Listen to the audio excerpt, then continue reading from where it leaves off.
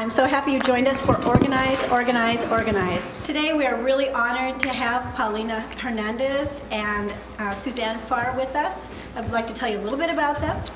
Paulina is from Veracruz, Mexico. She grew up in rural North Carolina and is currently growing roots in Atlanta, Georgia. She is the co-director of Southerners on New Ground song. Paulina has a background in farm worker and immigrant rights organizing, youth organizing, anti-violence work, and cultural work. She also serves on the board of directors of the Young Feminist Third Wave Foundation in New York City, and is a founding member of the National First Nations Two-Spirit Collective, a queer indigenous movement building cadre. Suzanne Pharr, some of you have her textbooks in your class, founded the Women's Project in Arkansas in 1981 and was the co-founder of Southerners on New Ground, and was the director of the Highlander Center from 1999 to 2004. She is an organizer and political strategist who has spent her adult life working to build a broad-based social and economic justice movement. Suzanne is the author of Homophobia, A Weapon of Sexism, and In the Time of the Right, Reflections on Liberation. Please join me in welcoming Paulina and Suzanne.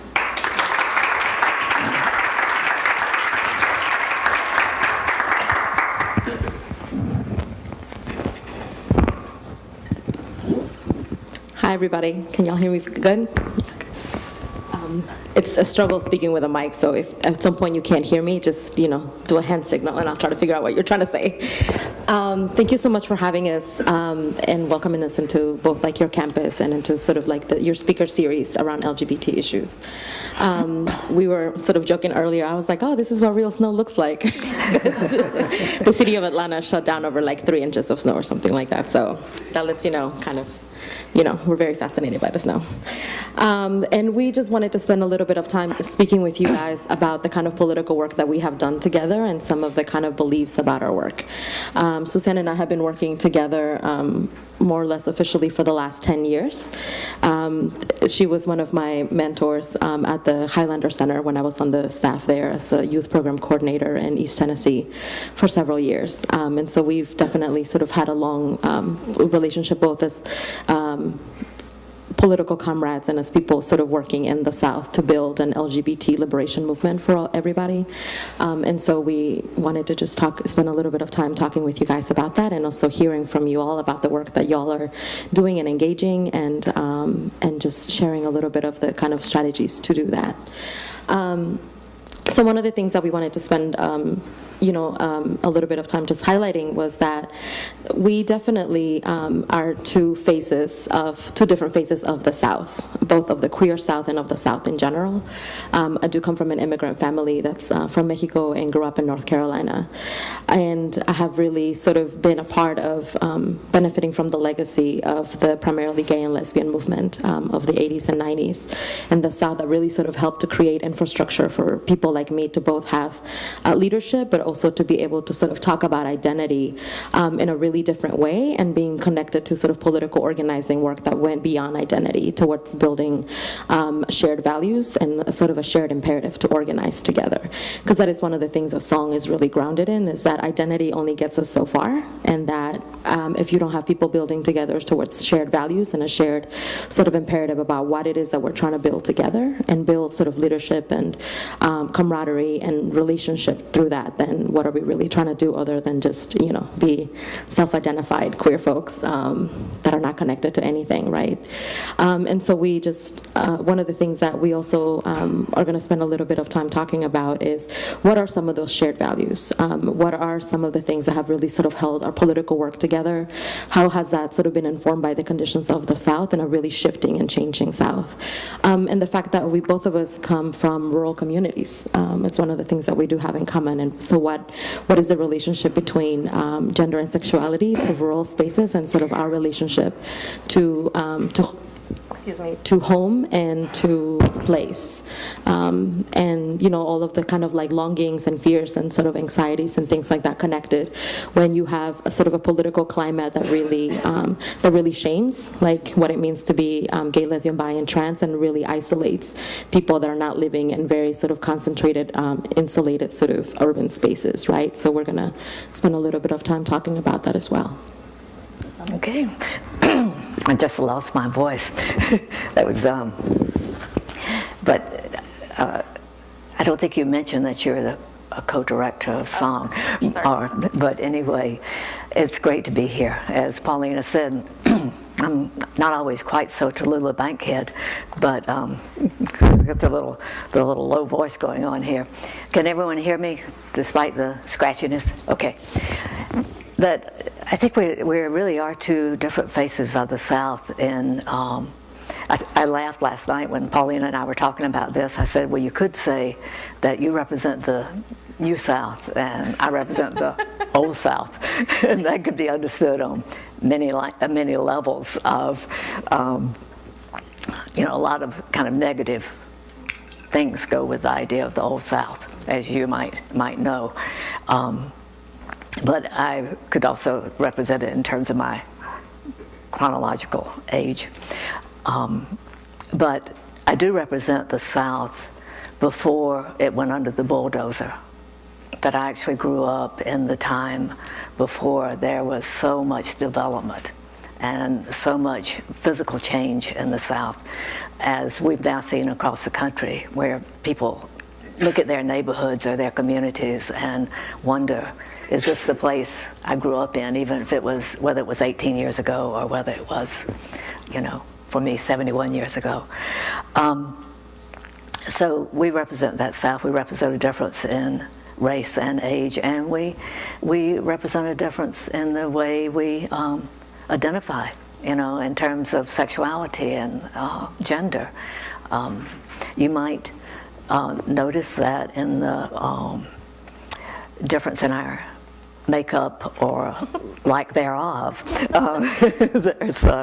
So that we represent a more narrow, growing up in a more narrow vision of life, and then growing up in, after some movement has occurred, a much wider vision and has occurred. So we want to talk about some aspects of organizing, not the A to Z of organizing, but to really look at relational organizing through the lens of what Paulina and I know the best, which is this work that we've done together. We're quite amazed that we're having our 10th anniversary. It's quite wonderful. She referred to me as her mentor. We have been co-mentors for the last 10 years, learning equally from one another. But we wanted to look at this through the lens of song because we know it backwards and forwards. I represent sort of the first years of it. Paulina comes in, and I'm sort of still around for the second part of it. But for how song began, this is to talk about relational organizing. It's to talk about how you build relationships, how you build connections, how you do base building, and how you do skills building. So that's what we're going to look at for this period that we're in this afternoon. So when song was created, and song stands for Southerners Own Your Ground, we thought that was a pretty cool thing to come up. We love the name song, and then of course you come up with something to match that. It could have been something else. Don't work on that during the speech. But it originated, the idea of it originated in 1992 when Creating Change, the big LGBT conference, came for the first time ever to the South. I mean, it had been everywhere, and then it finally came to Durham, North Carolina. And some of us had organized to do something that never had happened at Creating Change. And this is where the whole idea of intersectionality comes in. You're going to, all of this Change U is focusing on intersectionality. That we decided that what we would do at that time is make sure that we talked about economics at a queer conference. Well, that was not your usual topic. And so one of our dear friends, Mab Segrist, gave a speech there that laid out this whole economic approach to looking at not only LGBT issues, but looking at international issues and looking at national issues. And people were flipped out over that. You might guess that. Because we had among us some people who were radical and some people who were really, really mainstreaming. That position of we're like the rest of you. We're just like you. That there's no difference between a queer person and a straight person, or a black person and a white person, and an immigrant and a citizen. That point of view. And so people were ripping around, being really, really angry. And some of us had a little conversation then. Some of us Southern lesbians, and we decided that what we needed was an organization that really looked at something that I would call identity politics and beyond. And so what we've been doing for this last, 18 years, is trying to do that struggle that I think so many people are, of how do you focus on identity, of LGBTQ and the fluidity of identity and the expansion of identity and the continuation of identity, and how then with that do you do intersectional politics where you understand that everybody carries multiple identities both in their bodies and in their communities. Then nobody lives with just one sense of identity or with just one issue. We have many issues that cross in our lives, and some of those are based on our identity and some of those are based where we're geographically positioned. I'm sure it's different right here from what it is in San Francisco. Maybe not.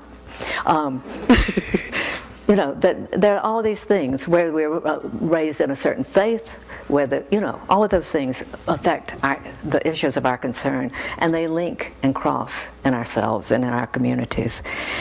So here's the difference from then and now. When we started, we were 3 white lesbians, 3 black lesbians. That's basically how we saw the world in 1992 in the South. We saw it as African American and white. So that was the narrow frame. We thought we were very cool. 3 black lesbians, 3 white lesbians. We thought it was very much fun, that it was kind of configured around 4 butch women, one that we didn't know quite about, and another film woman, and we thought that was all very cool. That's where we were. But we did know this, that you couldn't be part of the leadership of song as a white person if you did not have not an analysis, but a record of anti-racist work. That we were absolutely intent on. But so you couldn't just slide in there because you were cool. You couldn't slide in there because you were sexy. You had to have no, some tried, okay? But you had to have this history of progressive politics and a track record of anti-racist work. And then this was, I think, the most important thing that we offered to the national conversation as well as to the Southern conversation, was that we did not want to work on just homophobia and queer liberation. That we had no desire to stop there. We wanted to work at looking at race, class, gender, and race, class, gender, and sexuality. That we were going to take those and then add others into that as they were linked to that. So our desire was then to go to the LGBT. This was our big strategy. So if you take anything away from a strategy, everybody, when you're organizing, and this talk is also about organizing. When you organize, you got to have a strategy. You got to know who your base is. You got to make your base bigger. You got to educate your base. You got to get your base connected. You have to get your base to care, not to care, but to have an issue that the base cares about. So we decided what we would do is that we would work with LGBTQ organizations. We didn't say Q. We said LGBT. There was no T. Okay? We said LGBT. There were no trans people really involved with us. There were very few people, even in our base, that we were very, very much involved with, because it was 1992 and because of the level of our consciousness. So we decided we would work with that thing we were calling the LGBT community, which actually was fairly narrow, though we thought we were being bigger than most people, to take on race and take on economics and take on gender, as in gender as defined then being about women, as opposed to gender as it's defined now in a much different kind of way. So we would bring people into a conversation and into a position to be able to think more broadly and to organize around that. And then the second piece of our strategy was that we would go to civil rights organizations in the South and work with them to get them to take on LGBT issues, and particularly homophobia. So we thought that was pretty cool. We still do. We think that we did good work. We think that was a smart strategy, and that we saw that as being urban and rural. And so here's how we did that. In the terms of the connecting and political educating part of it, we held retreats. And some of these retreats were identity retreats. For example, we had people of color retreats that were both for people to getting to know each other, but also to raise political consciousness and being connected as a force in the South, as a force in the LGBT movement. Because you're always looking for, how do you gain enough power, enough collective power to be able to make some kind of change. Then we had women retreats. We had, that were just, most people were defining pretty much then as lesbian or bi. And so those retreats. We had a big mountaintop festival where we had people to be able to come and do music and do poetry and do art in Appalachia, but coming from all over the South and being able to focus on LGBT issues within that art, within that music, within that literature, within that poetry, within that setting. A wonderful, wonderful thing. Because I don't know how you can do organizing without cultural organizing. I don't know, particularly now, I think we understand that a little better than we used to. And then, right about 1992, remember that, some of you may remember this and some of you may just be discovering it, there's a video that came out called Gay Rights, Special Rights. And it was a damning video of the LGBT community, that it was then called the gay lesbian community from that film, of walking a path that has been walked ever since, of sort of working to alienate LGBT people from people of color, and particularly from African Americans. So it set up this whole notion that gay rights was LGBT people seeking special rights, that special rights were something that were given to African Americans through the civil rights movement, not the true definition of civil rights, something that everyone, has as a birthright in this country, but that they were special rights. And that this, by the way, is the language that came directly from David Duke. David Duke was the Grand Dragon of the KKK, who also ran for president at one point. That he had created that language of special rights. And so this film was a very damning film. It showed every little piece of gay pride marches it ever could, and showed our dear men dressed as nuns, and all of the things that occur in. They loved San Francisco in this film. And so we took that around and talked about it and had discussions with people. And we had those discussions not just with the LGBT community, but with the straight progressive community in the South. And then came the film All God's Children, which is a response to that film, which was made by people of color. And it was a wonderful film called, and if you don't have it in your library here, I would really urge you to get it for the LGBTQ Center. And so we did those, and that for us began great base building, to be able to talk with people about these films and begin to see the connection of race and sexuality, and also how class would fit in, how all those pieces, because the films revealed them. And then, you remember 1992, if you know a little of that history, that's the year that Bill Clinton was elected into office. And we were very concerned about the economy. And eventually the economy grew. But one of the things that we realized in the South, we didn't know anything about the economy. We felt like we were economic illiterates. And so we decided one of the things to do, if you're going to ask a group of people to start looking broader, and you're going to talk about not just class, because I think class is something different from economic justice and economic injustice. I think those are not the same things. And so we brought someone in to train up the 6 lesbians. By the way, every year we would have a debate about whether to have a gay man on our board. Every year we'd say, no, I don't know any feminist gay men. I mean, can you imagine? I mean, it seems like a very strange history, but true. And so we did this self-education, and then we took the workshops around the South on economics and economic justice. And then when we went to Creating Change, shortly thereafter, that was in San Diego, we organized a busload of queer people from the Creating Change, whole, big Greyhound bus people, and took them across the border to see the maquiladoras and to see those factories and see where people lived and see how that dividing line between the U.S. and Mexico was the dividing line for our corporations, where of no regulation and the use and abuse of human labor.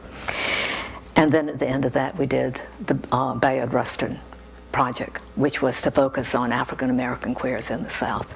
So that was the first, up to about to 2005. In 2005, song was just kind of hanging on, because we began to move into the financial crunch that nonprofit organizations moved into in this country. And we had one of the great people who was one of the founders, Mandy Carter, was staffing it and basically just keeping it bookmarked so that we could figure out how to pick it up and go on. And this is something you have to know for organizing. Sometimes you just have to hang on and make sure the lights are on and people can communicate with you and do some things like that. And that year, Song had co-sponsored a meeting at the Highlander Center, which is a historic civil rights center in the South, on beyond marriage. And we'd done a research study of people in the South, LGBT people in the South, to ask them what their primary issues were in their communities. What were their individual, in terms of primary issues that were kind of out there for them, and then what did they see in their community. And what we found, that gay marriage was like number 6 on that list. Way up at the top was stuff like jobs, being able to have safety in my job, being able to make a living for me and my family. It was, it was all of those pieces, a lot about safety, a lot about economy, all of that was, and then way down here was gay marriage. Well, some of us had already been involved in doing some writing about whether gay marriage was the agenda item of this time or not, whether it should be the top agenda item. So that was very, very interesting to us, but it also did another incredible thing. It surfaced a lot of new leadership from the South, because out of those interviews and then out of the meeting of 35 people from around the South, we were able to recognize new potential LGBT leaders. And we're always looking for more and more and more leaders, and how to develop leaders, and how to share leadership, and how to share power. And so by the fall of that year, we said, the board's down to a couple of people. We have one staff person who's ready to go. Let's configure a new board. And so we invited, I think it was 8 people out of that group to come to a board meeting in September of 2005. And the week before we met, Katrina happened. Right. Just disaster, as you know, for the South, for New Orleans, for the Gulf Coast, for the South, for this country, on every level. On the moral level, on the physical level, on every level, a disaster. A week later, we go and sit down and talk about the rebirth of song. And in that discussion, we asked one question toward the end of it. We said, if it were the day before Katrina happened, for queer people in the South, what do you wish that we had had in place? Got the question? If it were the day before Katrina happened, what do you wish we had had in place for queer people in the South? You know what they answered? We wish that we had had 100 trained organizers that we could have mobilized. That we're a movement without the organizers and the connections to be able to move people to the places where the organizing need is the greatest. And I'll end my part of this saying, I think I'll take this off my, in the next 2 months, that board hired Paulina Hernandez and Caitlin Breedlove, who brought song and the organizing into a whole new stage of work.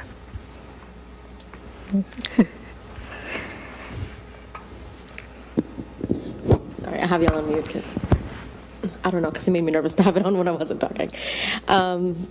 So thank you. And I have notes just because one of my many gifts, along with liquid eyeliner, is rambling, so I will spare you all. I will spare you all that experience. So one of the things where I wanted to pick up where Pharr was talking about was definitely sort of what it meant for me and Caitlin as a team of co-directors to sort of begin to build the organization, rebuild. A lot of it was not so much that our membership had been completely disengaged, but it was really sort of helping to rebuild the infrastructure of the organization, because one of the things that what Pharr didn't say that was also happening simultaneously while this was happening is that also a lot of the kind of local and regional infrastructure where a lot of other people had been getting a lot of leadership development, where people had been convening, where a lot of the sort of both community building but also political education had been happening, and the LGBT South had been collapsing. A lot of it in relationship to funding, but a lot of it in relationship to unresolved conflict, political splits, splits in leadership, or just kind of, just sort of all of the different things that happened sort of over the years. And so that was one of the things that song also had its like pulse on, right? That like there are organizations collapsing all around us. And some of that is like in relationship to, kind of like the unsustainability of like nonprofits and our relationship to funding and all of that. But also just because there had been also kind of a wake-up call at the time in the South about what kind of infrastructure people in the South were really invested in, right? And those were the ones that survived. And a lot of that had to do with the fact that, as many of you know, in trying to do both, particularly community-based fundraising, right? That people vote with, oftentimes with their support, with their time, and with their money, right? And that, when you're asking working class people to contribute to something, or to the sort of the survival of something, that they're giving you like a little piece of like their survival, right? And so your accountability is to be able to sort of say that people are putting in a little bit of piece of their individual survival for all of our collective survival, right? And what is the accountability that's sort of connected to that? And I think that with songs sort of holding on to that space was really like the refusal to sort of let go of the fact that people had been giving a lot of their time and their energy and, like $5 a month kinds of contributions, from like working class people working class jobs and all of these other things. And so one of the things that the board at the time in connection to the question that Pharr posed was that what is one of the ways to actually be able to have some ongoing ways that we're engaging leadership, that we're engaging people in critical thinking, and that we're engaging in building sort of some shared capacity, right? Because what we do have is that we have a lot of individual people, I mean, this is like any other region, right, who are very well trained, who are very, very smart, who have quite a bit of knowledge, but they're not necessarily connected to each other, right? And it's not building any kind of like shared capacity to be able to mobilize in similar ways, or be able to even organize together, right? That it doesn't necessarily oftentimes translates into that. So we wanted to sort of address that any kind of thing that we took on. We really wanted it to be something that was not just analytical and intellectual, but that was very, very relational, that it was building our relationship to each other and building political trust amongst people that really like shared a lot of conditions, right? And so like we all live in a region that is very, very much sort of affected by what we call disaster capitalism, right? That it's one of the things that's like affecting the South every single time that that, like there's a hurricane that hits, or there's just like massive things that happen, like I'm sorry? Oil spill. The oil spill, thank you. Jesus, I blocked it out, Pharr, thank you. I blocked it out, I refuse to think about it, no. That, like that, what it means is that there's like a particular sort of vulnerable moment in which the South loses ground. People lose land, family land, due to a lot of these things. People lose economic autonomy because of them. One of the biggest things that happened in connection to the oil spill is that tons and tons and thousands of fishermen lost their living and will not be able to sort of take that back within their generation, right? And so in all of the ways that rural people survive, that country people survive, and all of the ways that really like scrappy working class people have survived gets sort of undermined and taken away with these disasters, and instead gets replaced by a really different kind of corporate capitalism, right? So that's one of the things that is happening in the South all the time, and we know it's happening in other places too, but that's just the region that we come from. And another thing that we also see is that there is some really intense desire in the South to build what we call sort of autonomous infrastructure, that people are very self-reliant, and people want to be able to be connected to institutions, organizations, and infrastructure that they feel like is not just going to have sort of some kind of emotional return, because people do come to things that are like, oh, that made me feel really good, but that it's actually going to address conditions of the South, right? And so like that was one of the sort of bridges that got us to the creation of what we call the Song Organizing School, which is sort of an institute, like a traveling organizing school. We don't call it an institute, but some people relate it to that. So but it's the Song Organizing School is sort of a traveling opportunity that goes from like different communities to different communities and state to state, to be able to sort of build that level of capacity at the local level. Because one of the things that also happens in the South is that people, particularly LGBT people of color, get told that the only place that they get to be themselves is sort of power power areas such as like Atlanta, Georgia, such as Miami, such as Tampa in some cases, or where else? What are some of the other ones? Like Durham, North Carolina, for example, is a smaller example of that. And so people like there's sort of this whole messaging that like you have to leave home in order to be who you are,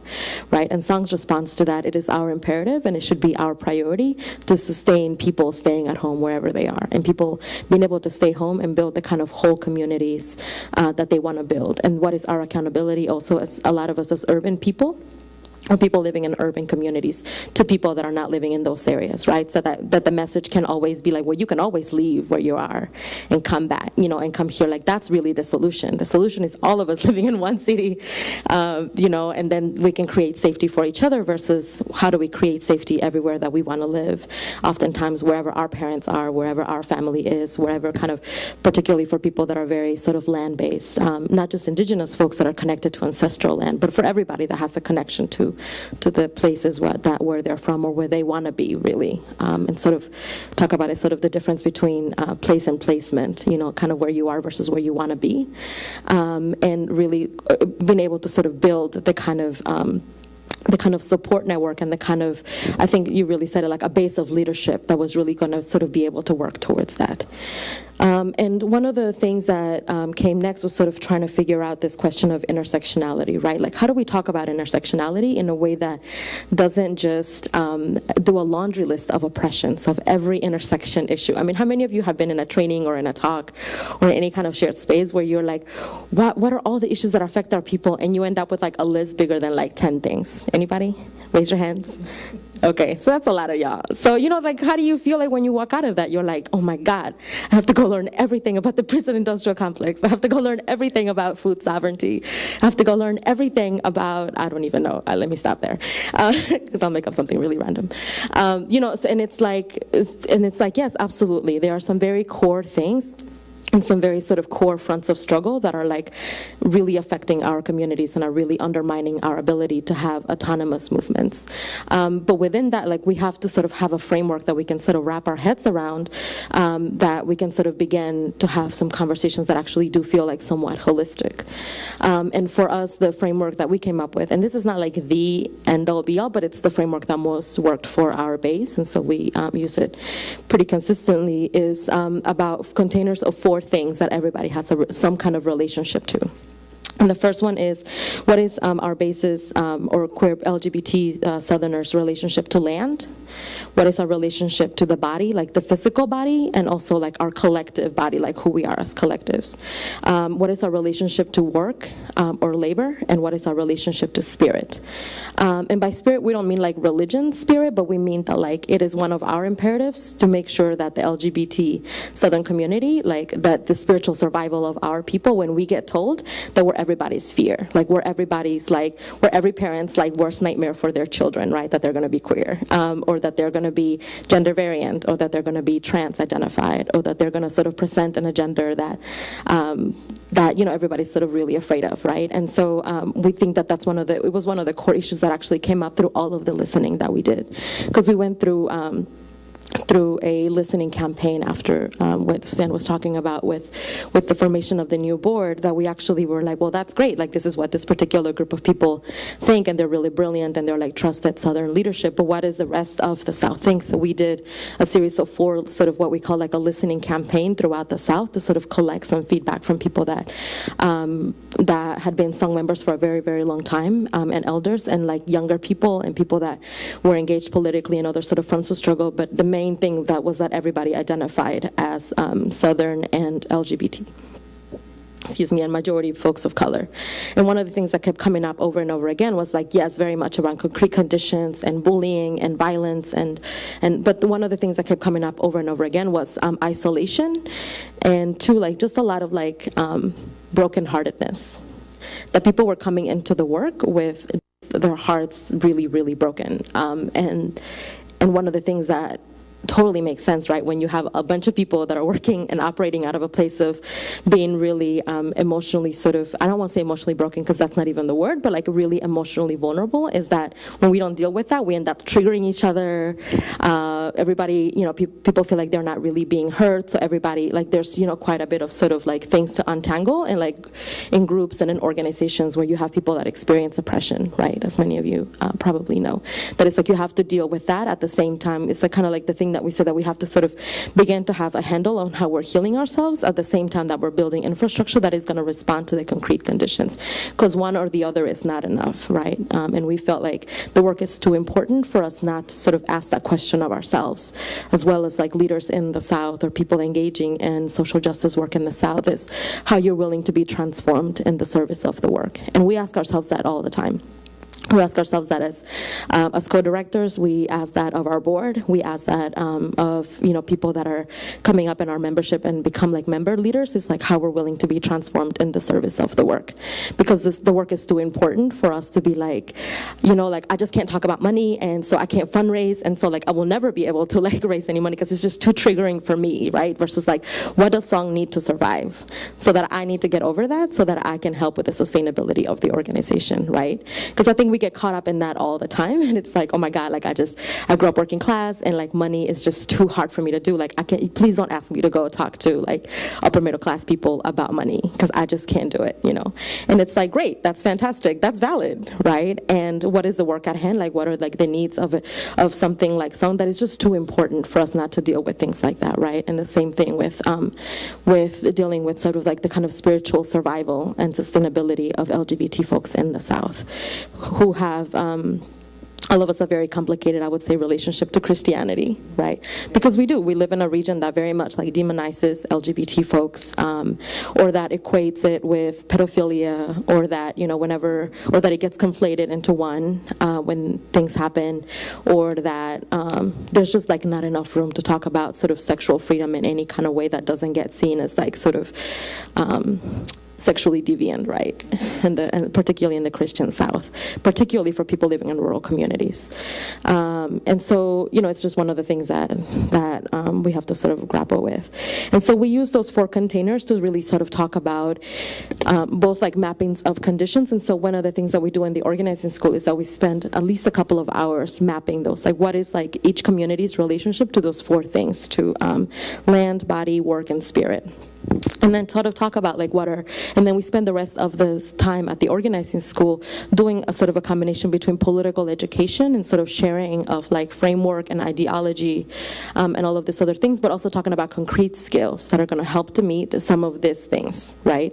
And so then we sort of use that to sort of bridge between what are the skills that are needed to what are the strategies that actually can incorporate not just all four, but like have a relationship to all four, and really sort of work on building that and building sort of our own belief that our lives are important, that our experiences are valid, and that the people most affected should be the people that are helping to lead the innovation to meet those needs. Another thing that we do in relationship to so the Organizing School is our main sort of flagship program, and we can spend a long time talking about that, but I'll move on to the next thing, which is that we also, along with sort of like the mapping of conditions, it happens in multiple other ways. Like another example of how we have done that over the last couple of years has been this thing that we call the Southern Trans Report, which was kind of a survey that we sent out, that we did with different parts of our base around what are the things that are happening with trans people living in the South, right? And a lot of the things that came back around that were very much in relationship to jobs, safety, and violence. So safety from violence, but also economic safety, what are kind of like that there's no collective sort of economic safety net for a lot of people. There's not intervention on violence, on transphobic violence in particular, that happens in most places in the South, that people are very, very isolated and all of these things. And so one of the things that we wanted to sort of create energy around is being able to sort of use things like the Southern Trans Report so that Song's role becomes at the national level, being accountable to information like that. So one of the national processes that we were connected to is, has anybody heard of the U.S. Social Forum? Anybody? Okay, some of you have heard about it. So the U.S. Social Forum is sort of like the U.S.-led response to the World Social Forum. And the World Social Forum is one of the global convenings where people organizing against neoliberalism and capitalism come together around the world to sort of talk about like what is happening in our countries that is making us more and more dependent on both like capitalism and sort of neoliberalism.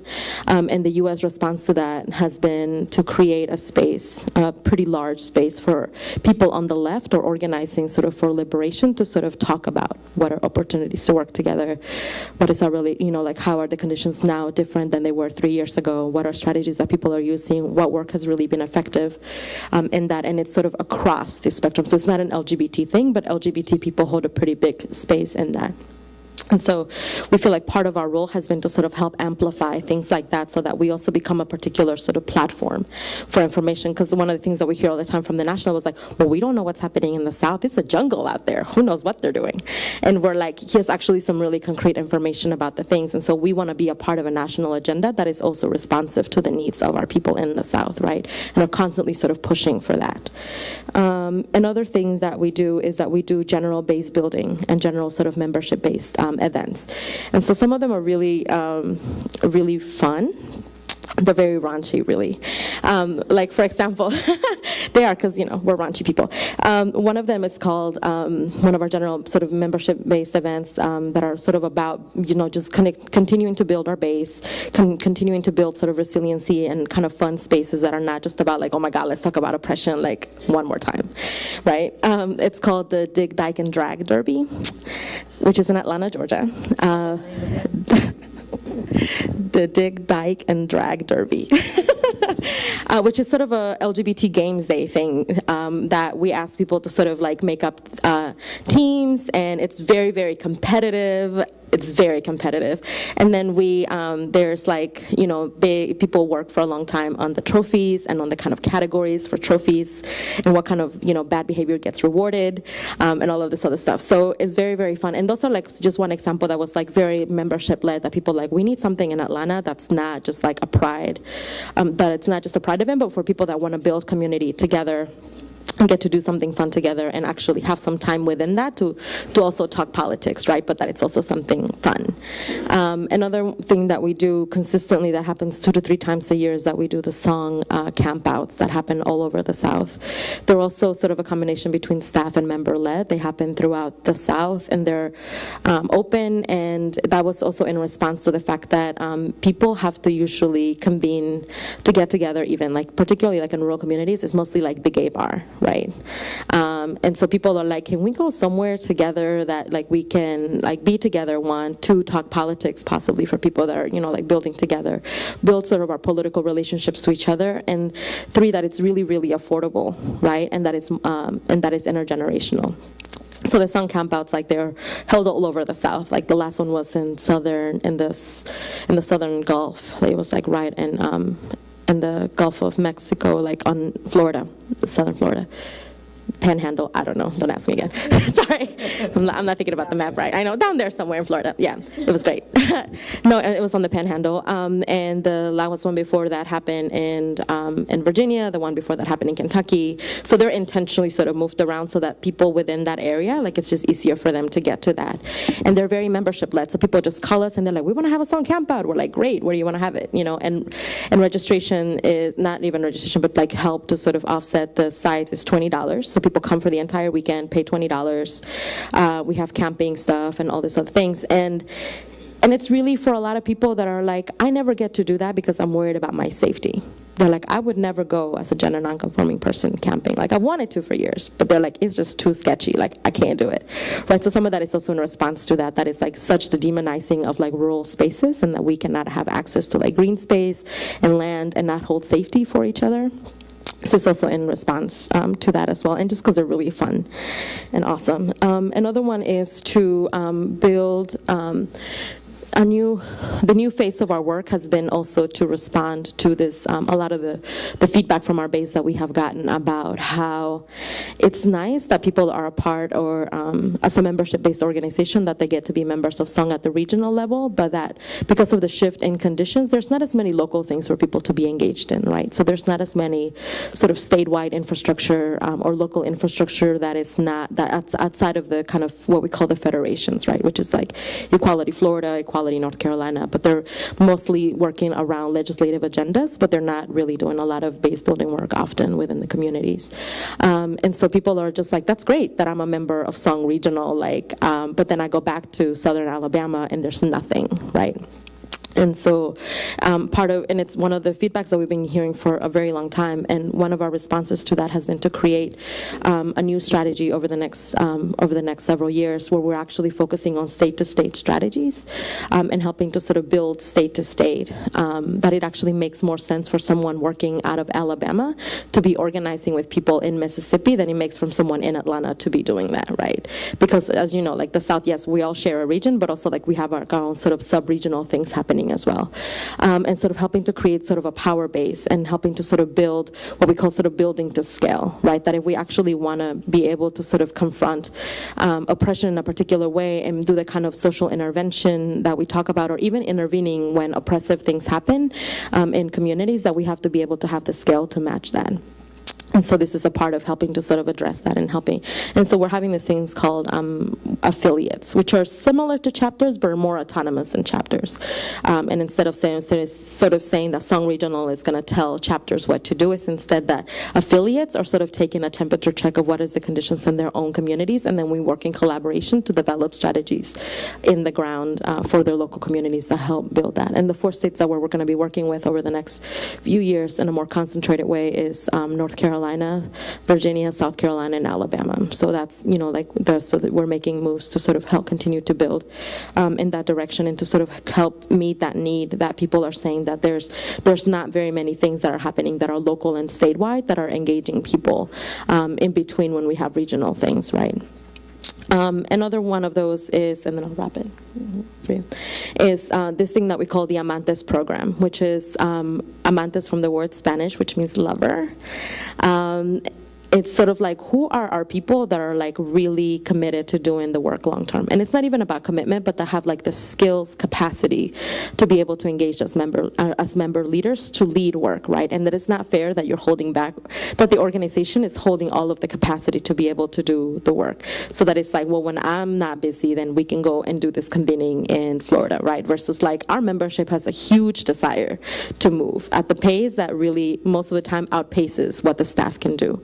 Right, and so we're like, it's not fair that we, like they're kind of resentful with us because like they want to do big things, and we're like, we don't have time till next year. They're like, what? and it's sort of trying to respond to that, we created this program called the Amantes Member Leader Project, which basically means that members, particularly core members that have been engaged with the organization for not just a while, but that like have gone through other training and capacity building things, that are members that have engaged in hosting things like campouts or whatever, that are just at a different level of like leadership and capacity to be able to do it. And by capacity, I don't mean just skills, but also just like have time to do it, right? That can do like what we call like sort of member-initiated projects. So one example of that is two of our members, one from Atlanta and one from North Carolina, this woman called Julia Wallace and Alexis Pauline Gums.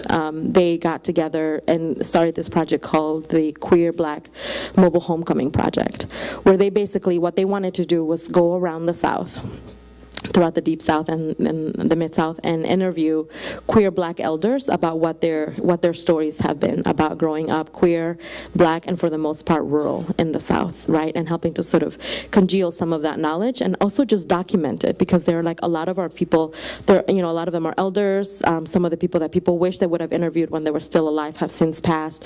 And so there was just like a huge desire to sort of collect stories and collect that, both of them as like queer Black folks in the South. And so they've done that, and is turning into this whole sort of documentation project that they're turning into videos, and they're going to turn into sort of like having sort of different what they call sort of memory projects, right, to sort of share some of that work. So that's just one example of that. And so that's always something that we're considering. We do about, our hope is to be able to do about 10 of those a year, to have capacity to support at least 10 members who want to do sort of self-initiated projects a year. And so that's another thing. And then the last thing that I wanted to talk about before I pass it on to Pharr is about third space.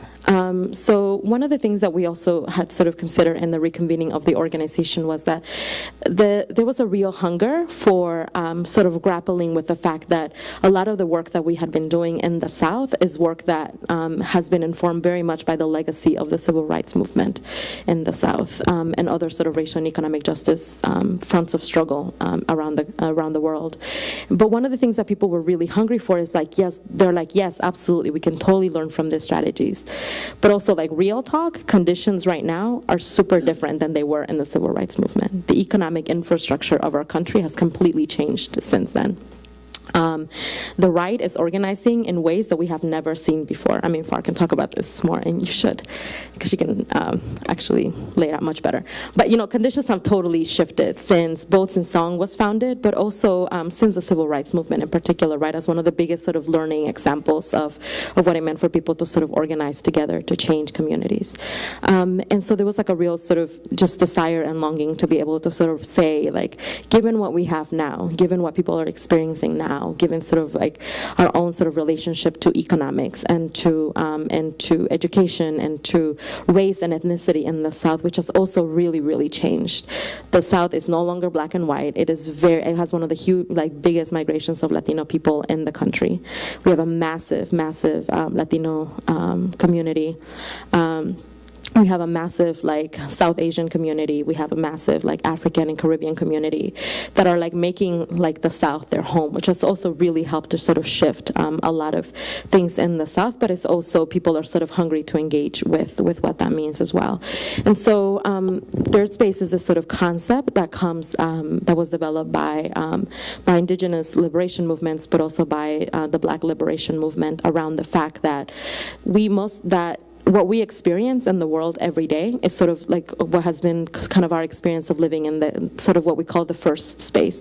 And the first space is, where capitalism exists, where most of us experience oppression and sort of our relationship to ownership and control and sort of domination, right? And so that people organizing for justice have often gone to what we call sort of like the second space, which is that we're working, we're doing anti-homophobia work, we're doing anti-capitalism work, we're doing anti-violence work, right? But don't have the language to talk about what it would look like to not be doing anti-something, right? And really grapple with the idea that do we want anti-violence, or do we want to have, what does it look like to be free from violence, right? And actually create some language for that, or actually pull from a lot of the collective knowledge to talk about that, so that our fights and our struggles and our strategies are not just being matched by sort of reactionary sort of anger. Because I think there is a room for righteous anger, right right on. Like, it's so true. Like, many of us were politicized by being really, really pissed off about something, myself included. But then, like, that'll only carry you so far, right? And then you actually have to be connected to sort of a longer term vision of what you want to do. And so, like, asking ourselves the question, so we call that the creation of third space. Sort of a space of innovation, a space of thinking what it is that we want for our people. And one of the things that the sort of concepts that we took from that was that part of Song's role and work and mission is to work around sexual sovereignty for all people, but particularly with accountability with Southern LGBT people, right? And so sovereignty sort of being a concept that was born out of global movements, but also indigenous-based movements around what it means to have autonomy and what it means to sort of, as a people, be able to sort of have some self-determination about what kind of safety nets do we believe that our people need, and not just like what does the federal government say you need, what is the index, of like economics of the state of, South Carolina says that people in South Carolina need, but what are the people of South Carolina, what is their experience about what they need to be able to be free of violence, to have economic justice, to be able to have environmental justice, what are people saying that they need, right? And so really creating some space for that, and actually saying that some of the language that we have been using on the left and in our movements, it's not the language that's going to best serve where we need to go, right? And that the concepts that we've created are not necessarily the concepts that are going to sort of get us there. And that there's like definitely room for that, right? That like when people are in crisis, we need to have crisis intervention moments. And at some point, we need to think about what our 20-year strategy is, right? Because the right is thinking about their 20-year strategy, and they're halfway into it. And like, where are we at sort of in that? And so I think that like spaces like the U.S. Social Forum are very much sort of trying to address that question, that if another world is possible and another U.S. is necessary, right? What is our role as a first world country, sort of at the sort of belly of empire? What is our relationship to the creation of not just intervention, but of third space as well? So I'm gonna leave that there. Is that okay? Okay, thanks. So, we talked about song not because we wanted to know about a particular organization, but about a particular style of work and a particular method of work. Our feeling is that Michigan is a lot like the South. I don't know. Did we say any things that made you, think maybe they had some similarities? I don't know. But Michigan is like the South. A lot of places in the country are like the South. South gets, we work in song. I worked, and then now they're working in 11 states, or 12? So it's a big region. But within this state, we in the South think our New Orleans is directly linked to your Detroit. We feel that those are sister cities. I remember 5 or 6 years ago, Grace Lee Boggs, the great organizer that comes out of Detroit, that if you don't know about her, Google her and see if you can find some way to be in some kind of learning about her. Her name is Grace Lee Boggs. I think she's about 95 this year. And she's been a hard, tough organizer and writer for years. But she said to me about 5 years ago that Detroit is the way this country is going. And she described that. She described what it meant to have gone from 2,000 people, 2 million down to 1 million, what it meant to have open green spaces and open lots everywhere. She talked about, one of her co-workers talked about driving to work and seeing pheasants walk across the highway, about the abandoned buildings. And then we had New Orleans, I guess you must have talked to me 6 or 7 years ago, because it was before New Orleans, and the Gulf Coast. And you saw, the kind of abandonment there. And so a lot of what we're talking about here is a number of different things. One is the sense of home, and place, and where one can be whole, where one is not at the edges of a society where people can just be abandoned, or rejected from day one, or pushed to the margins from day one, where a lot of us are engaged in this country in a kind of a return home right now. And that return home's on a lot of levels. there's a whole move from African Americans, particularly of baby boomer age, moving back to the South. People who moved into the North to try to get jobs. There's a move of LGBT folks moving back to their, hometowns and wanting to be someplace rather than just in a very big city, not wanting anonymity so much anymore, but wanting to be home in a different way. You have people sort of creating home, trying to create good health in themselves, and I'm talking not only that physical health, but the kind of wounds that many people have suffered, and their great struggles and courage to be who they are and to be out or to be leaders, and creating families of children. And all these ways of families. There's a return home of people going back into religious institutions and saying, "By God, I'll fight in the middle of this." That you won't throw me and my people out of the place where we can publicly express our spirituality. That we don't want to have to live just with an alternative spirituality. That we want to be in the Catholic Church or the United Methodist Church or the Baptist Church or whatever. We're going to fight for that.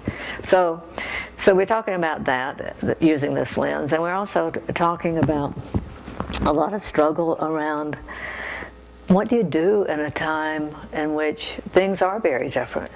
That we are close to being in a failed state in terms of the U.S. I mean, I don't know if you've been watching the news in the last month, but it's, economy, and all these reports coming out of where we stand, and the president's effort and the State of the Union try to say that we're still the leader. Well, it's like saying, I'm the leader, but the bank holds my note on my house. That we are in an economic state where we're a debtor nation, and we're in a state in a country where the demographic change is happening right now. We're moving to a majority people of color country. Very much unprepared for that. Whiteness is, the rock and rolling of the Tea Party is not just around anti-government and anti-taxation. It's around maintaining whiteness. How do you maintain that dominance? And so we're in the middle of that. And so in this work, as we think about ourselves as organizers, that's why we're talking about relational organizing, so that it's in this third space, because it's trying to figure out the vision of who we want to be and trying to walk the path of that vision while we're getting to it. This is what some of us talk about as the Gandhian way of doing things, that every step toward liberation has liberation in it. So that's what we're struggling with. We're struggling with that for 30 years now.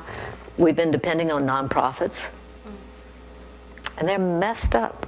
The whole system of that is messed up. Can you ever build a movement from organizations that are competing with each other for individual funding?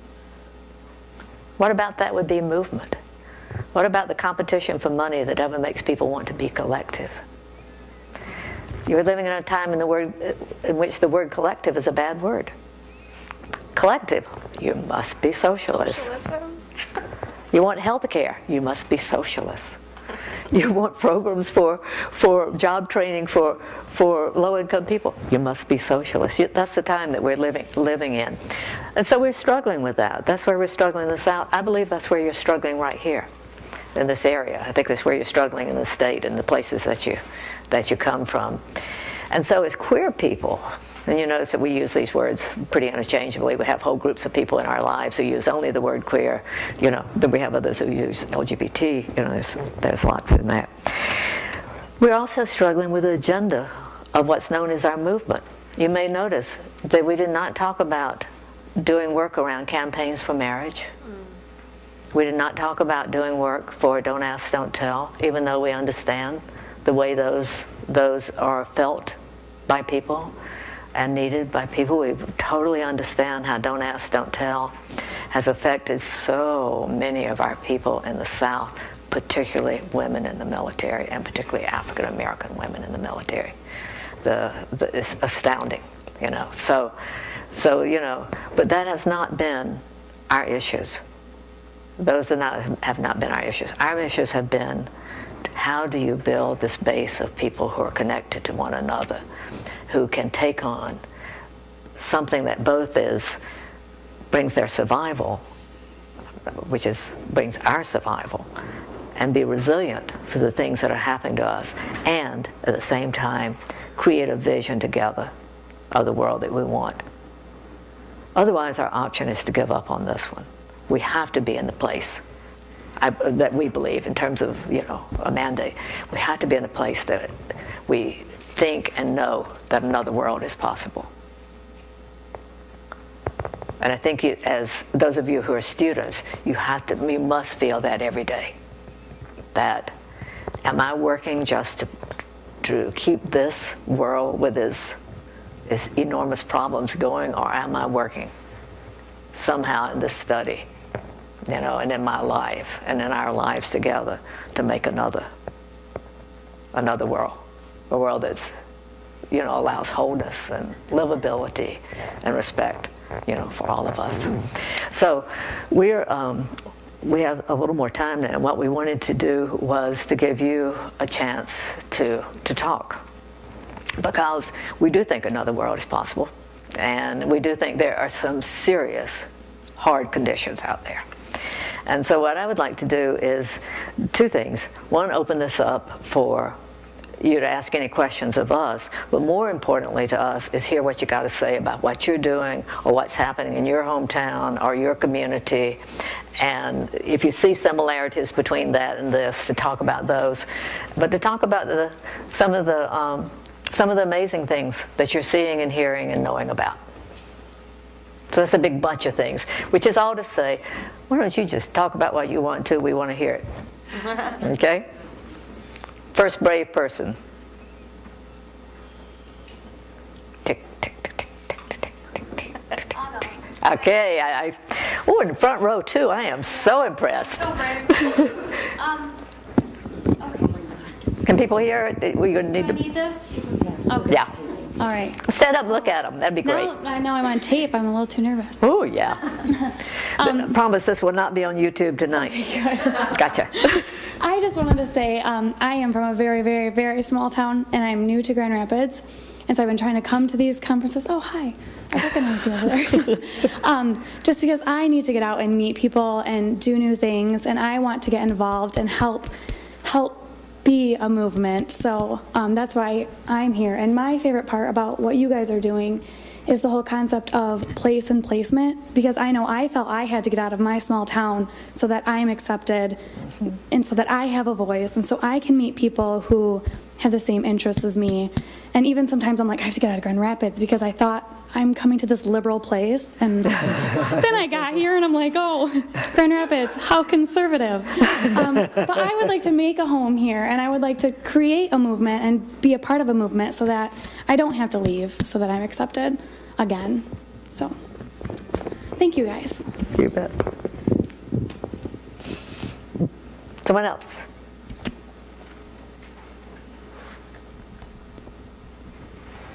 We're looking for comments. We're looking for questions. Pushback. Like, how dare you say that?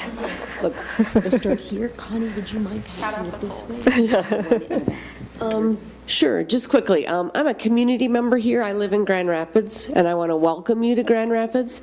I also, I kind of want to take Grand Rapids back from the DeVos families and the Van Andel families and give recognition to our lesbian community, because our lesbian community, I think, really started some of the rehab. If you look at Wealthy Street, for an example, and Jeff can probably speak to this better than I can, but I mean, that started with a lesbian buying the theater for $1.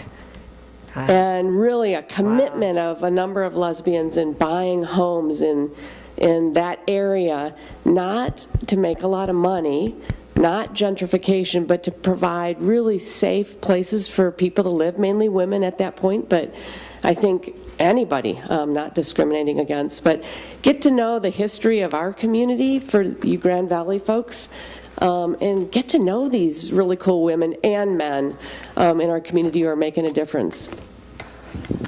Great. I had a couple more hands, yeah. I'm fairly new to the Grand Rapids area too, so I understand. I came from a very small town of 1,400 people, so I understand what you're talking about.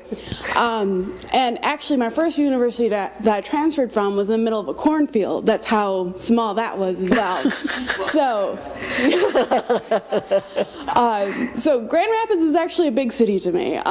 But one big thing I noticed was that we were really scattered here, and we're kind of it's a different attitude here, and sometimes I kind of feel like we're in a bubble. We're changing because we're constantly, people are graduating and people are coming in new, which is really cool, I think. But one thing that I had a question for you guys about, I've been in several different like grassroots movements, different communities and groups and different things like that.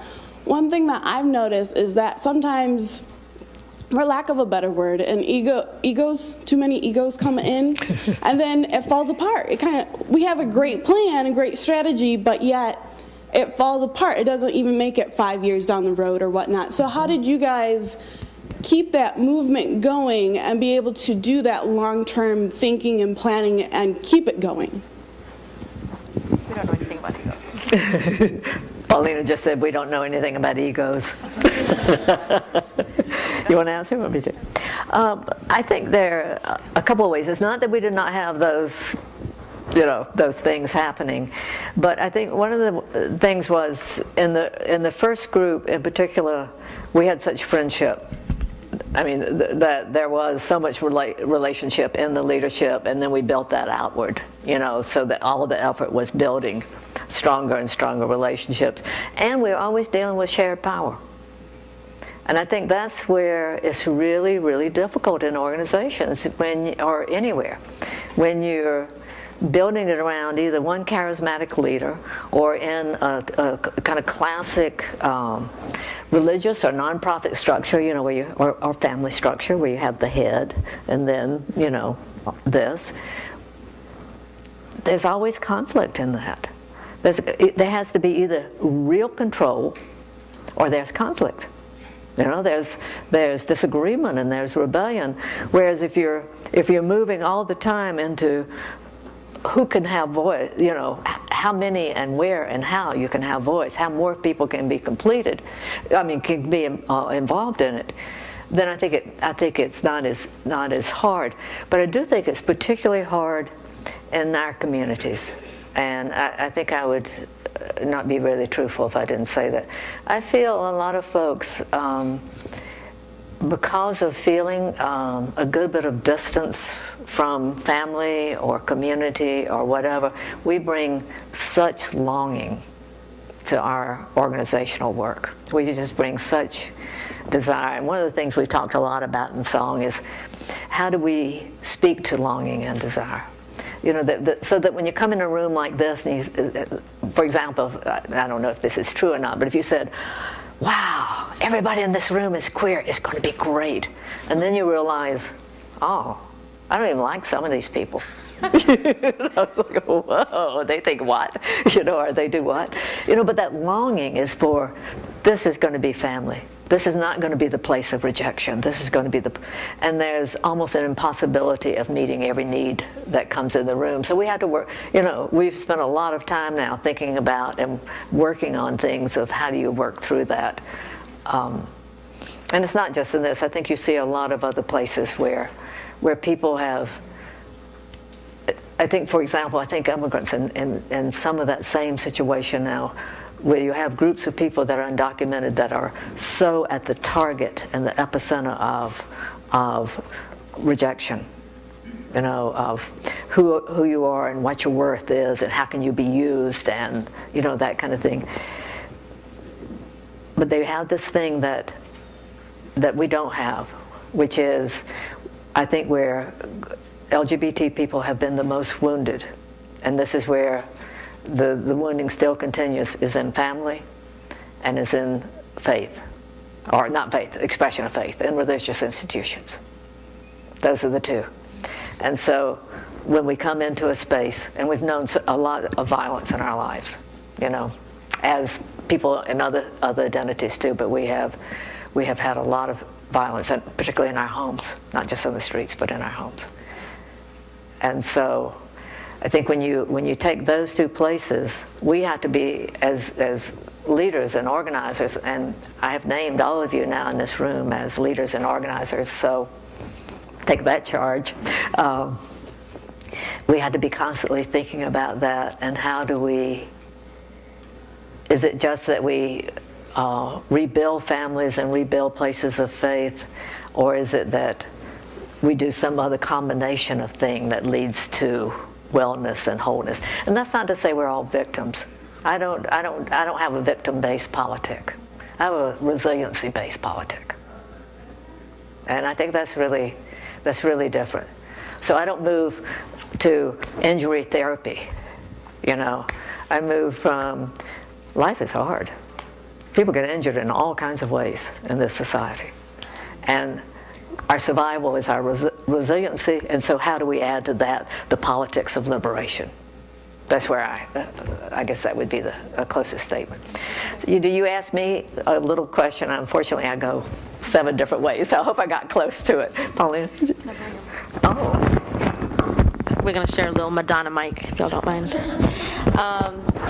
I think that one of the things that we have worked really, it's one of the bigger questions actually that came up in the listening campaign that we did as well, was just massive conflict, massive fallout with groups, and some of it historical, and so you're like, oh my God, somebody had a bad breakup 30 years ago, and they will not work together, and so people, the young people are like, I don't know why we don't work with that group, and they're like, right, because you don't know the history, right, of lesbian drama that happened, I don't know.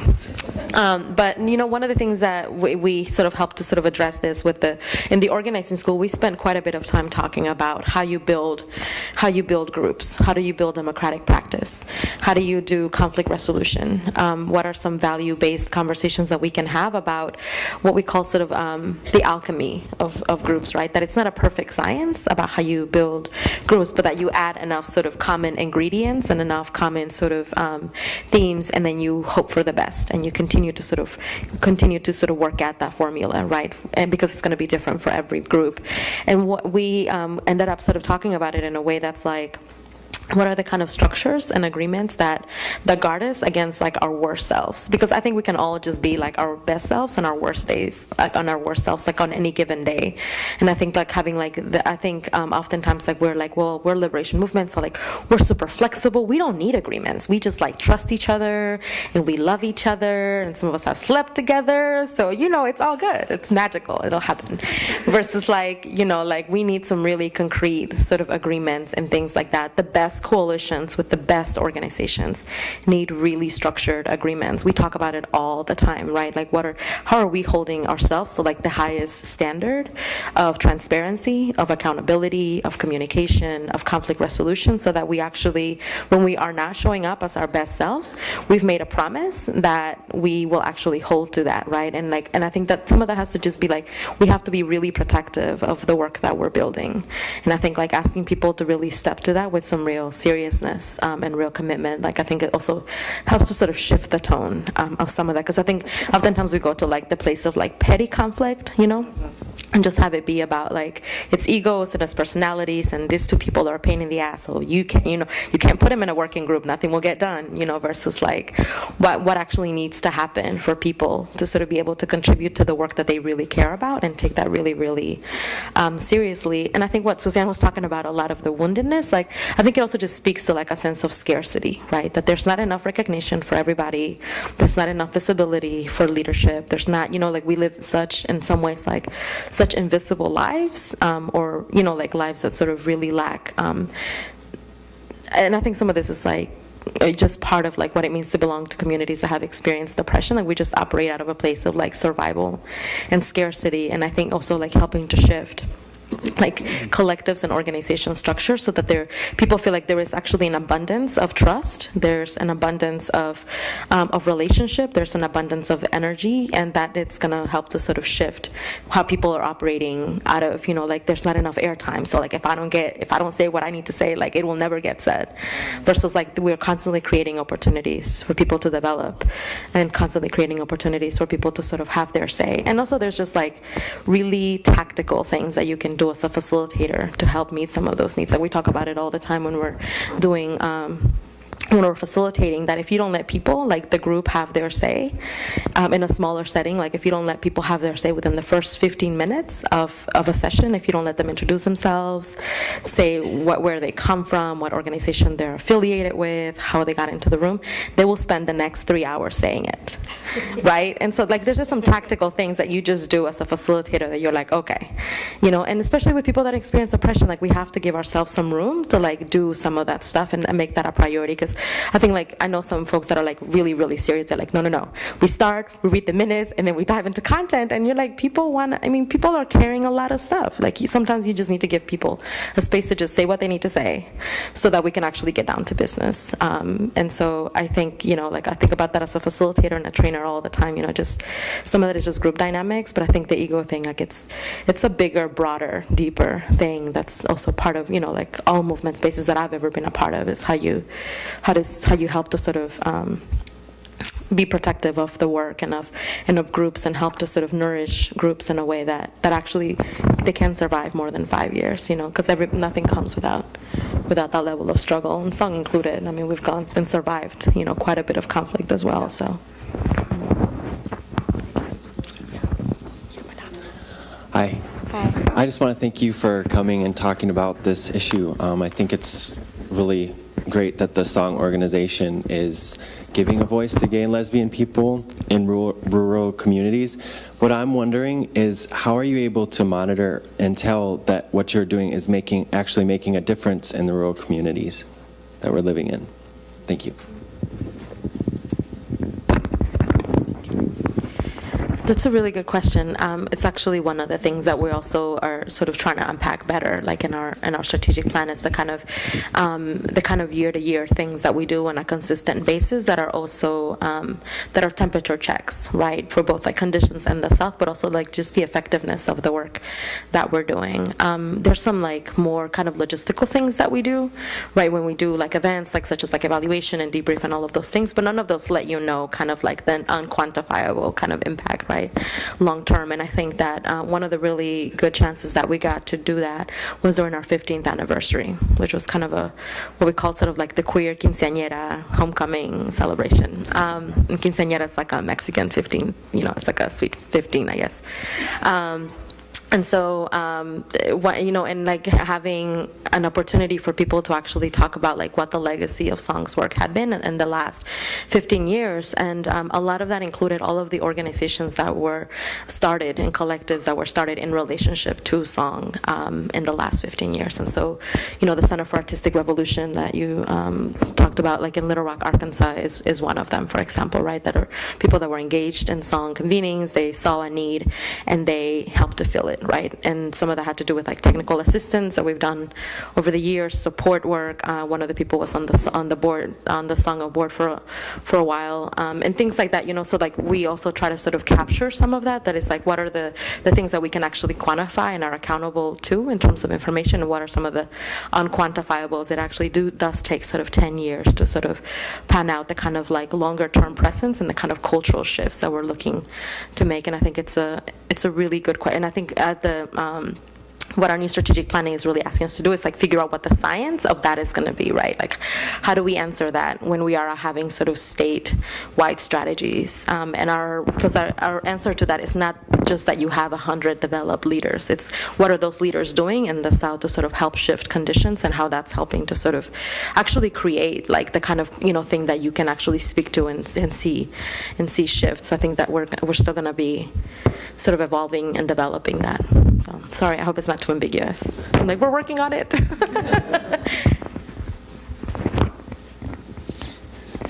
Hi, my name is Chad, and I really appreciate what you were saying about organizing in a way that is about helping LGBT people feel comfortable in their homes.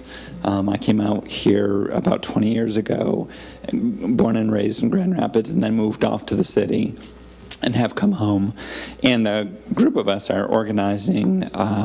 We have been piloting a program we call B1, Catalyst for Inclusion, and we're trying to bring people together to talk about intersectionality issues. And right now we're sort of struggling with how we structure our organization, and what you said about nonprofit organizations not making sense is resonating with me.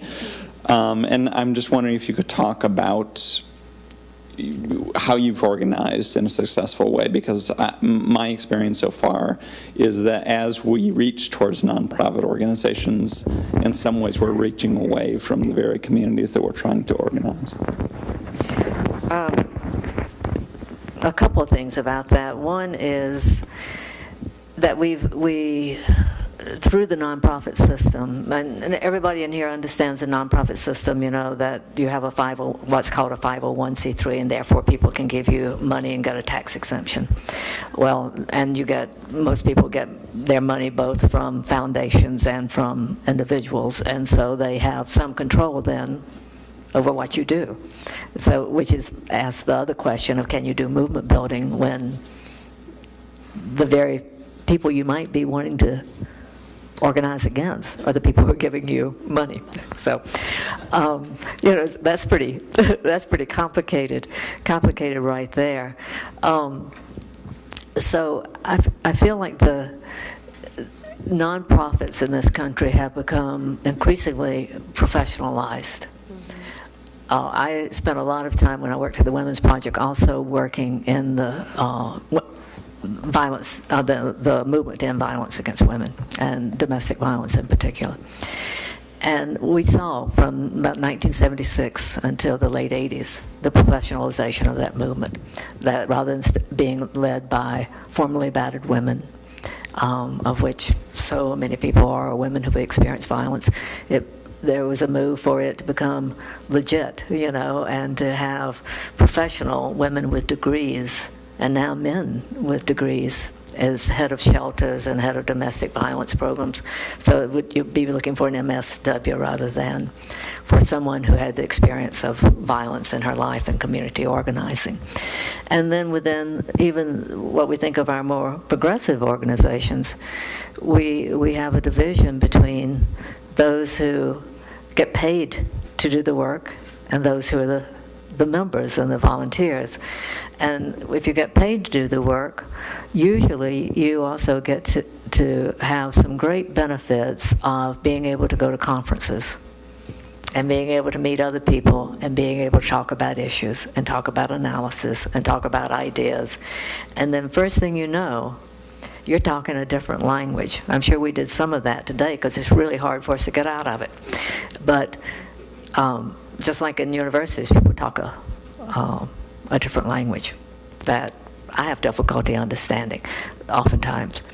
But that among ourselves we have developed not by intent, but a separation and privilege of who gets access to all those great big brain conversations, and to see those other organizations working and to see those experiences.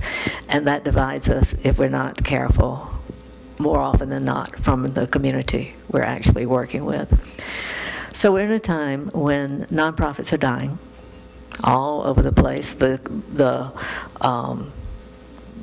foundations are all, you know, crying, you know, we're running out of money, we don't have enough money, whatever.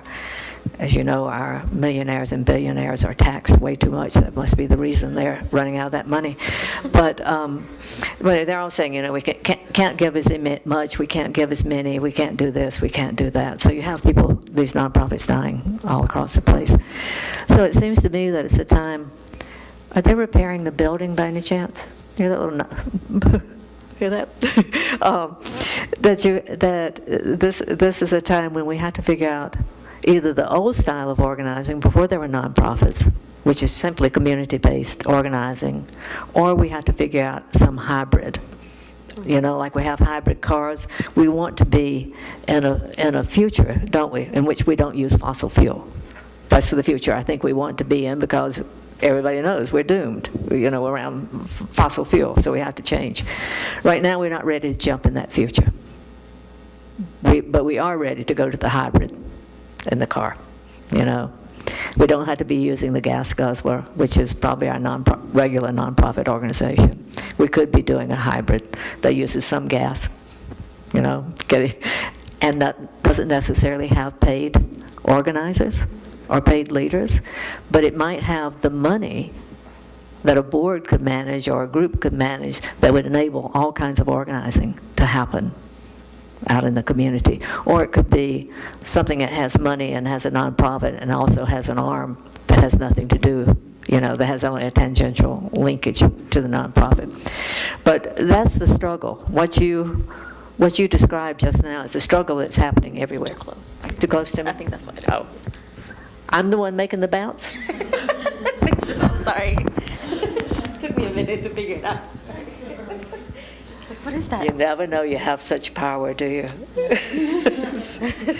I thought there was somebody hammering in the back of the room, and it's me. This is, I think that's what it is. I'm sorry. this is somehow the story of my life. Hi, I'm Drew, and I moved here from San Francisco, All actually. right.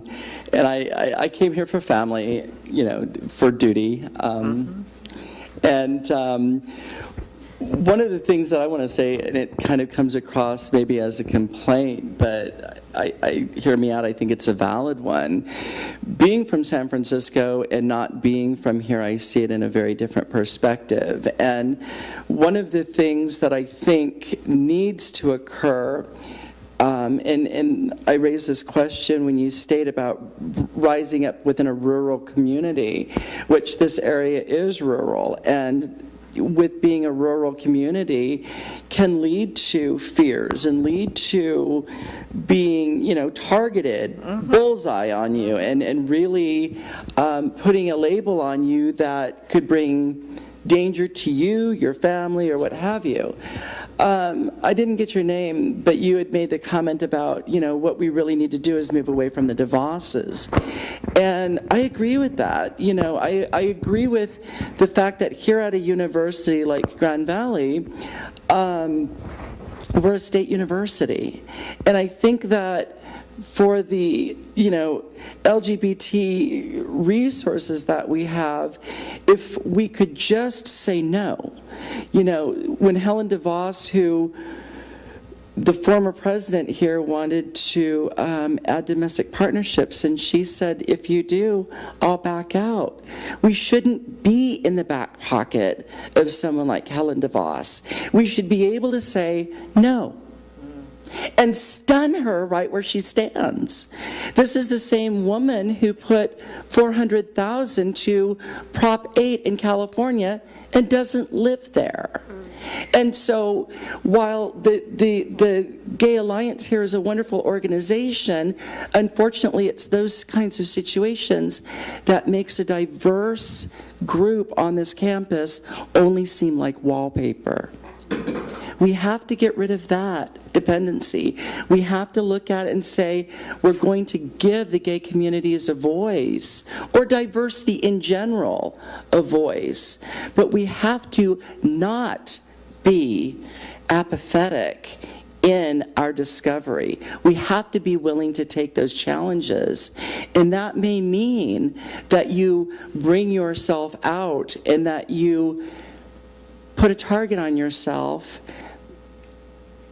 But where is that oppression going to stop? If you want to benefit from it, then you have to speak up.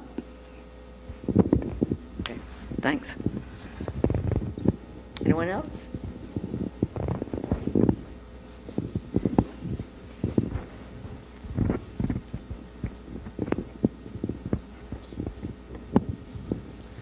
Hi, I'm from Grand Rapids. I was raised here since I was about 4, but I've lived in Portland, Oregon for the past 4 or 5 years, and I just moved back here in September.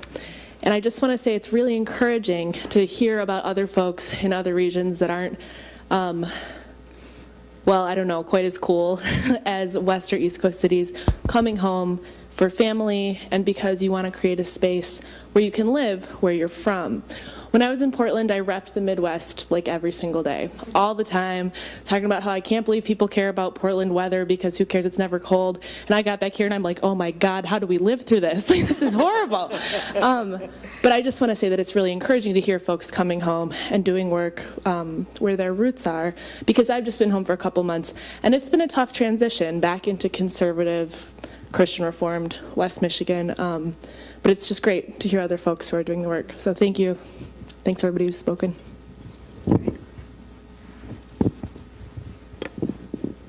Anyone else?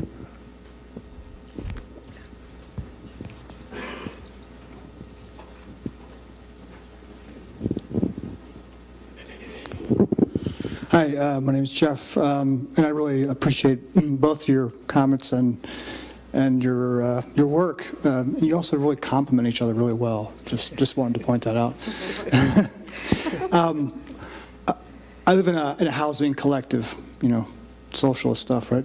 Well, big time. For 26 years, and Wow. That's great. it's a mix of white and Mexicanos. That sort of came out of the sanctuary movement in the 1980s.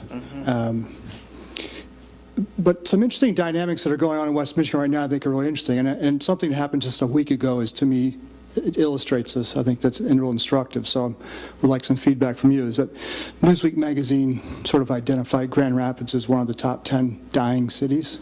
Really? Dying cities. But they're mostly looking at census data and those kinds of things in terms of how many people have left the area. So they didn't really explore the complexities of that at all. Right. But it was interesting, the reaction from people, because people were like really pissed off and responding, saying like, no, Grand Rapids, we have all the stuff. We have all these LEED certified buildings. We have Art Prize. We have all this cool stuff happening downtown. We have Meyer Gardens. And everything they identified was either downtown or had to do with kind of entertainment, or what I would perceive as really sort of privileged stuff that really protects sort of power in this community. Because we didn't talk, nobody said Grand Rapids is thriving because we have an increasingly more diverse community, we have this increasing number of immigrants coming and living in this community, or we have a really vibrant working class. We have this sort of property and everything was sort of located in downtown. And I think to some degree, that's reflective about a lot of, where we're at about a lot of things. But I also think that, at least it's my experience to some degree, even within the LGBT community, that issues around recent immigrants and class issues, there's real tension there. And so when you said that you've done work around it, I was just wondering if you could sort of maybe share a little more stories, or just how you sort of try to work through some of those kind of dynamics so that there is not this disconnect from people who are struggling in different communities, if that makes sense. I'm not sure. Could you just ask the question one more, the end of that last part of the question, what you want us to respond to? Just ask it one more time. Would you identify earlier that within the LGBT community, that you've struggled around issues of class and recent immigrants and race issues, and I was just saying that there seems to be a real disconnect with those communities here. And I'm just wondering, your experiences or best practices of how you engage that, so that there's not that sort of separation with people who are working on different struggles. Thank you. Yeah.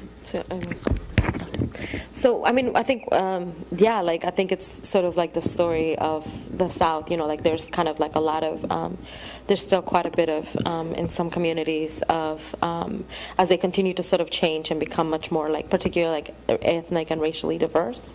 In the migrant community, they still used to have quite a bit of white flight, and then, or in communities that are historically people of color communities, primarily African American, that have definitely sort of thrived and survived and become very, very vibrant. You have a huge wave now of gentrification, right, of people coming from, oftentimes now from California and New York for cheaper housing into the South as well.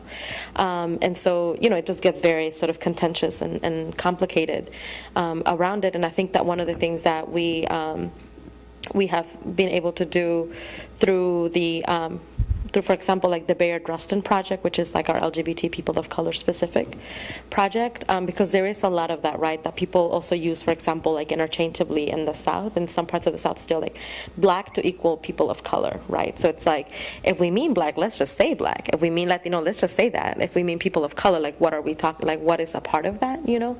And I think that one of the things that always happens is like sort of the moving, sort of what I was talking about earlier about like the moving away from scarcity, right? That because you have a sort of a shift in communities and like there's never going to be enough for everyone to have their needs met, right? And I think that that's one of the sort of more concrete ways that we sort of try to address it, is like constantly sort of pushing, knowing that sort of our movements are about expansion, right? And so what does that look like? That we're constantly sort of working to expand, both in terms of identity, in terms of strategies to be much more concrete, and that that movements towards oppression have always been about the shrinking of that. That instead of talking about men and women, you're only talking about men. That when you're talking about, you know, like people, what you mean is white people. You know, it's just not being said. And so it's, you know, kind of like what is sort of our work to sort of move against that kind of both like dichotomy, but also like shrinking of it. And one of the things that we've been able to do is also talk about like the kind of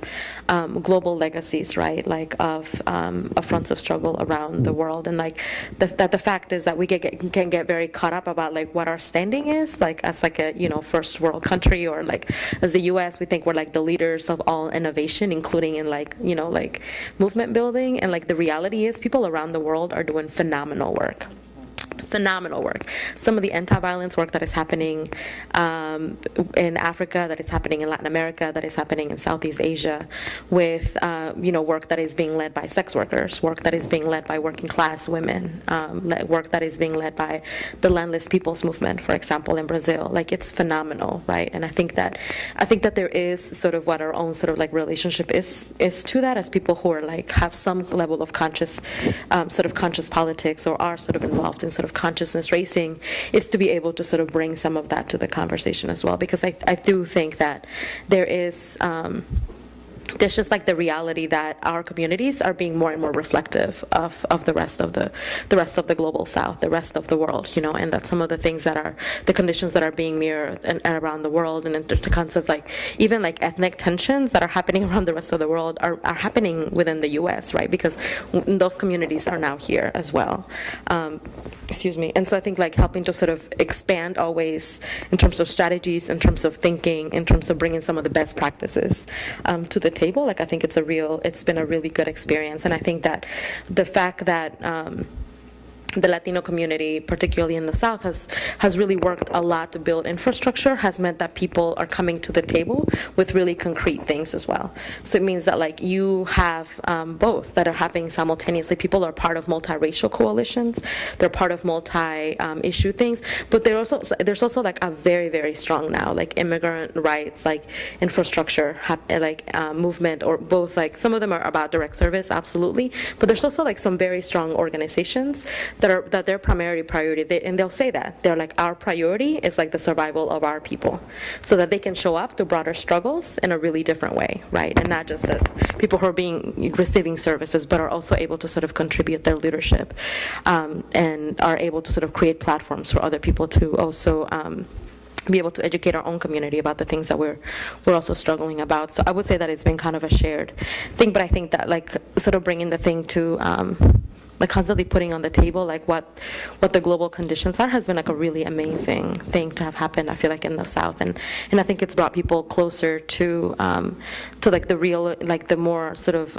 real talk conversation about what's needed to be able to sort of dismantle particularly white supremacy in the South. Like, it's so intense, and absolutely like we see that all the time, where like there's all of this anti-immigrant violence as a surrogate for anti-black violence, that it's no longer okay in the South to say that you're anti-black, but it's okay to say that you're anti-immigrant. And they're like, you know, or that, you know, like what is the kind of political cover that is not being given, for example, to that is not being given to that particular kinds of organizing, that is helping to sort of set the ground for even more hostility for all people of color, right? And so I think that people are also thinking more strategically about that it's like every time there's anti-immigrant activity in the state of North Carolina, the NAACP says something about it, and like there's been more sort of coalitions like that are being built very much like in strategic terms of like, oh no, this is like some white supremacist stuff, and it doesn't matter who they're talking about, like we're all going after them. And so I think that like people are taking that much more seriously than they were like 10 years ago when they're like, oh, it's it's kind of a gray area. They're not really saying something racist, and you're like, no, really? Like all of this rhetoric, particularly like the Tea Party in the South, is very, very white supremacist, right? And so like being able to sort of name that and like organize around issues that are like, who's pro-white supremacy, right? Even people who are like somewhat liberal are like, oh, I don't know, So it's like, I think it's created a lot of opportunities for coalitions to sort of be able to sort of work together around things like that. So I don't know if that fully answers your question, but that's been a couple of the ways that it's been happening. I think it's really, really hard to deal with immigration issues because it brings right to the fore a combination of race, class, and capitalism. And so that's made it really a vicious issue in this country, and how it's moved, and it's been so linked, particularly Latinos and African Americans, so linked in this. It's both the surrogate and it's also the way of damning the black community. I mean, it's a fascinating piece. But when Paulina and I worked together at the Highlander Center back in the early part of the last decade, we were, as a team there, we were recognizing that the South was, pretty rapidly changing with new immigrants coming in. And it was very clear to us at Highlander that if we could not pull together a connected group of low-income white people, African Americans, and Latinos, that we were going to be swamped in the South in terms of any kind of progressive work. And so that was part of our work then too. And the new immigrants who were Latinos were saying that we haven't even been brought to the table yet. African Americans and white people in the South are at the table talking to each other, but we haven't even been brought to the table. So one of the things that we recognize that we would have to put in place is a multilingual program, so that people would be able to share language with, share ideas and language that each other understood. And so what that work did, I think, was begin to open spaces for queer people to rise up. Queer Latinos, queer people of color, to more and more in those spaces where we were doing those programs of people having a chance to talk. So for the first time at Highlander, you were having a room full of people that would be black, white, and brown, for example, or that would be actually multiracial. There would be people there who were Asian Pacific Islanders. There would be people, it was a new day for us, and then figuring out the sharing of language. And I think for many of us as queer folks, it was beginning to see people who had not filled the classic black and white paradigm in the South, and to begin to see the movement of other queer people of color and the great leadership coming from them that began to change. But I still think we have not yet, in our work or in the work across the country, really dug deep into the issue of race and class. Because when we think of immigrants, we think of them as worker bodies, and then the other people think of let's save the worker bodies through charity and service, not through power. And so I think that's the place where we are not yet and I think also that is the place that is such a raging argument and discussion in this country for the fear that immigrants will have power and will have access to what it means to have even a taste of the resources of this country. So it's a difficult struggle, but I think leadership, seeing that rising leadership is what means a terrific amount.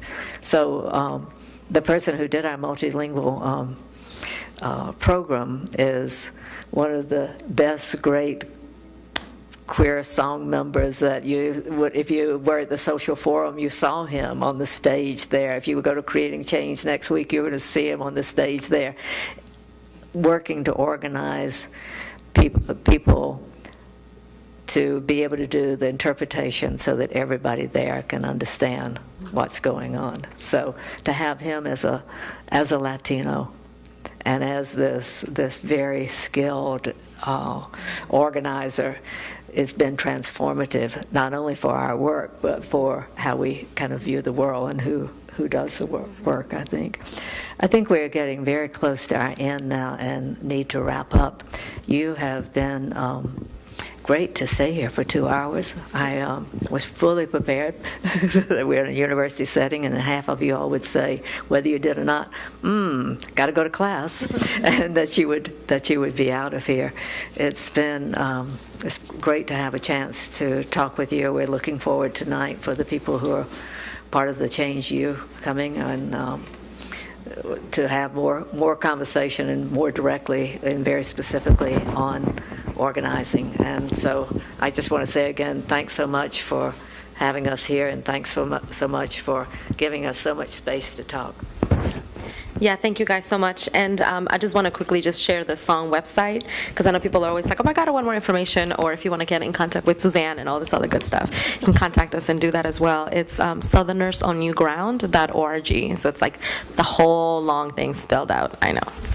It's southernersonnewground.org. And if you also need more information or anything like that, we're happy to pass things along. I don't know if people most days now get resources through email, so if that's helpful, anything like that, let us know. Any of you Southerners who want to come home, talk to us. We're always like doing recon with other Southerners wherever we go. Where are you? All right, thank you, Paulina and Suzanne.